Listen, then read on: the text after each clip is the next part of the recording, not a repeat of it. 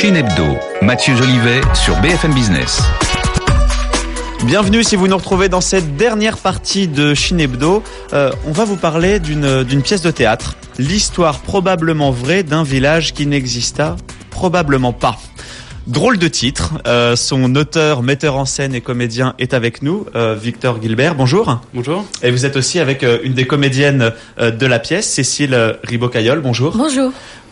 Moi, j'aimerais que vous nous racontiez l'histoire de cette pièce que vous avez pensée écrite à Shanghai quand vous viviez là-bas, hein, Victor. Oui, tout à fait. Je suis arrivé en 2009 et j'ai rejoint la troupe francophone de Shanghai en 2010. Et il fallait que je propose un spectacle. Il y avait beaucoup de comédiens. Oui. Déjà, quand vous êtes arrivé là-bas, vous étiez déjà comédien. Vous avez fait le cours Florent, je crois. Oui, tout à fait. Et vous êtes arrivé à Shanghai parce que vous aviez une opportunité. Vous vous êtes dit, tiens, je vais aller voir du pays et voir ce qu'on peut. Ouais, j'avais un peu là-bas. envie d'aller voir ailleurs, Ouais. de changer un peu du système français, de voir ce qui se faisait ailleurs. Et donc, je suis arrivé à Shanghai sans vraiment savoir ce que j'allais faire au début. Mais avec toujours cette idée de faire quelque chose de théâtral, si possible.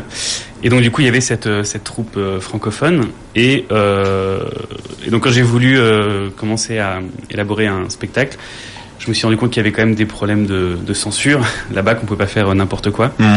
Et donc du coup j'ai eu l'idée de faire cette pièce, donc l'histoire probablement vraie d'un village qui n'exista probablement pas, qui parle donc en fait d'un village perdu dans la dictature, dans un pays dictatorial, avec des habitants qui sont un peu singuliers, un peu à part, et qui finalement se moquent de la dictature en fait. Et ce qui est étonnant, c'est que finalement, c'est une critique à peine voilée des dérives qu'on peut trouver notamment en Chine, mais c'est un double langage qui ne trompe personne non plus, j'imagine.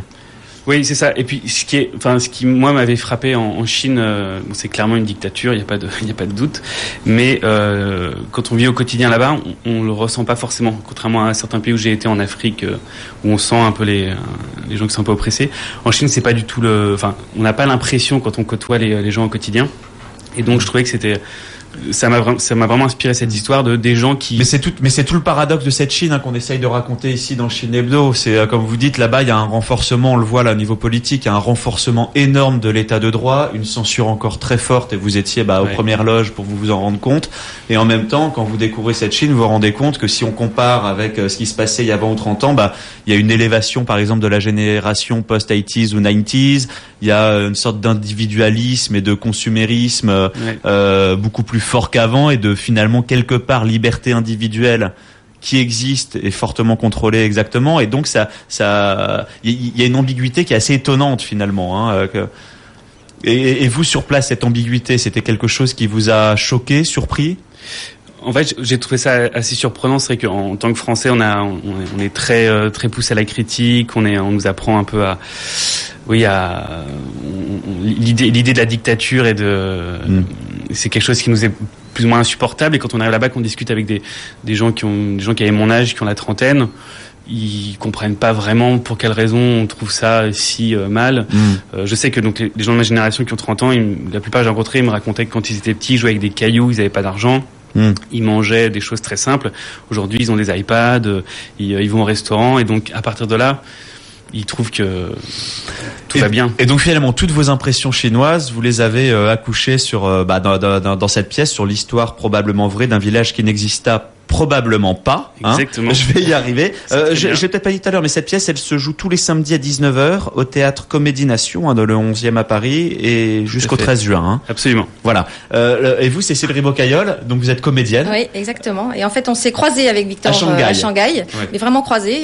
Moi, j'avais vu une pièce de lui qui s'appelait la technique du docteur Pilou, et j'avais absolument adoré. Je m'étais dit, il faut absolument que je travaille avec Victor.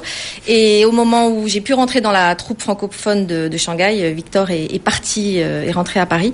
Et donc, moi, je suis arrivée l'été dernier. J'ai tout de suite pris contact avec lui et on a décidé de monter ce projet. Donc, on est Ça a été quatre. difficile, justement, ce que vous nous évoquiez, Victor, la censure sur place. Est-ce que, justement, quand on parle de ce village avec en fil rouge la thématique des libertés individuelles et des freins à la liberté individuelle, vous avez pu la jouer quand même à Shanghai ?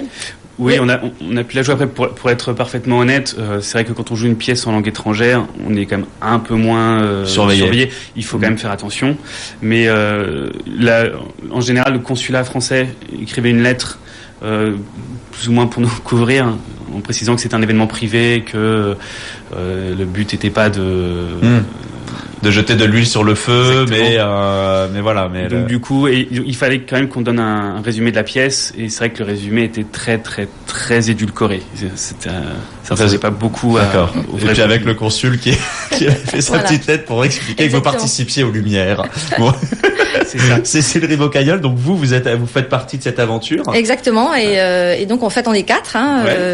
Et l'originalité de cette pièce, c'est que il y a 13 rôles quand même, donc on est obligé de switcher. Voilà, de donc changer ça c'est vraiment très intéressant de quand on est comédien évidemment.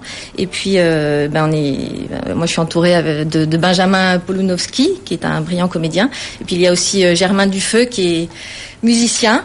Et donc c'est une pièce qui est vraiment vive, drôle. Il y a un côté Ionesco, il y a un côté De Vos, et puis il y a surtout un côté Gilbert qui est qui est vraiment parce que je crois qu'en fait au fur et à mesure de cette pièce vous entretenez volontairement un certain flou sur où ça se situe. On sait jamais vraiment. On sait jamais vraiment, hein. Ouais.